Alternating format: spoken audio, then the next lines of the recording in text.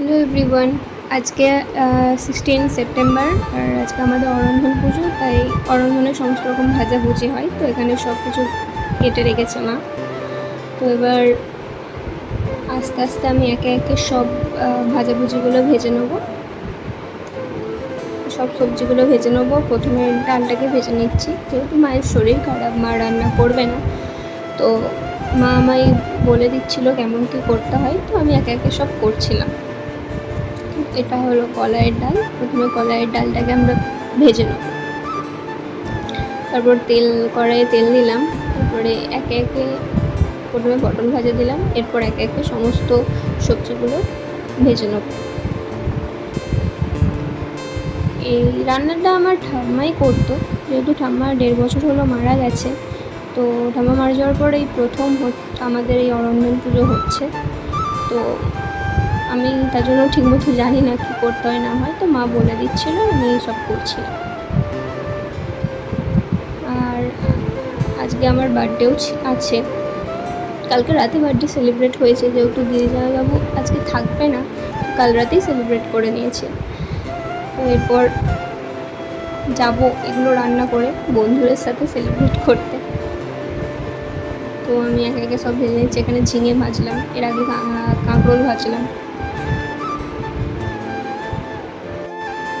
আসলে কি বলতো, আমাদের এই যে অরন্ধনের ভাজাভুজি, এগুলো 7 রকমের, 9 রকমের, 11 রকমের হয়। যখন ঠাম্মা বেঁচে ছিল, ঠাম্মা রান্না করতো, তো 11 রকমের ভাজাভুজি হতো। কচুর শাক হতো, ডাল, ঠাকুরের ভাত সব হতো।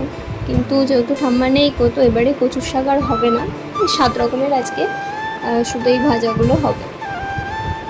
এই যে ঘরটা দেখছো, এটা অনেক পুরনো ঘর। যখন আমার বাপি ছোট ছিল, আমার দাদুর বাবা এই ঘরটা বানিয়েছিল। এটা আমাদের স্টোর রুম বলতে পারো, যেহেতু আমাদের আলাদা কোনো ঠাকুর ঘর নেই। তো এই ঘরই ঠাকুরের সমস্ত পুজোর জোগাড়, ভোগ এসব রান্না হয়, আর বাদবাকি এমনি জিনিসপত্রও থাকে। তো এই ঘরেই তার জন্য রান্না হচ্ছে আজকে।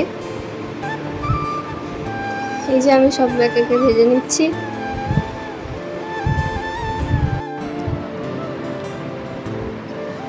বেগুনগুলো ভেজে নেবো। এবার ওলের ফুলুরি ভাজবো। ওলের ফুলুরি কেমন করে বলো তো? আমি প্রথমে ওলগুলোকে সিদ্ধ করে নিয়েছিলাম। তো তারপর ওলের মধ্যে এই যে আটা দিলাম, তারপরে গুড় দিলাম, একটু নুন দিয়েছিলাম, আর এই নারকেল কোড়া সব একসাথে এবার মাখবো। মেখে দিয়ে তেলে ভাজবো। ওল মাখাতে তো অতটা ভালো লাগে না, তো আমাদের প্রতিবারই এই অরন্ধনের দিন এরকম ওলের ফুলুরি করা হয়। তোমরা এরকম বানিয়ে খেয়ে দেখো, খুব সুন্দর লাগবে। আমার তো খুবই ভালো লাগে, আমি তো এটাই বেশি করে খাই। তো যাই হোক, এগুলো এক একে ভেজে নেবো। প্রথম একবারে হবে না গো, 2বারে এগুলো ভাজতে হবে। তো ভেজে নেওয়ার পর আলু ভেজে নেবো।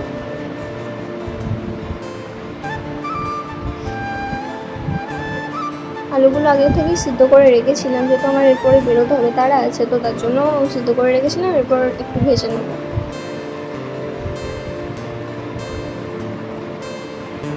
এরপর ডাল বানাবো।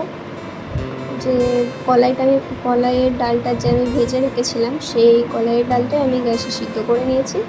এরপর এখানে তেলে লঙ্কা, তেজপাতা, জিরে, রাঁধুনি ফোড়ন দিয়ে নারকেল কোড়াটাকে ভেজে নেবো। এরপর এই যে সিদ্ধ করা ডালটা দিয়ে ফুটিয়ে নেবো, ব্যাস ডাল হয়ে গেল। এরকমভাবে ডাল তৈরি করে খেয়ে দেখো, খুব ভালো লাগে। এরপর ঠাকুরের ভাত রান্না করছি। এই যে ঠাকুরের ভাত, এই যে চালগুলো ব্রাউন কালারের, যেহেতু আউশ চাল, তো ঠাকুরের ভাতটা রান্না করে নেবো, ব্যাস। আজকে অরন্ধনের রান্না শেষ হলো। প্লিজ একটা লাইক করে দিও।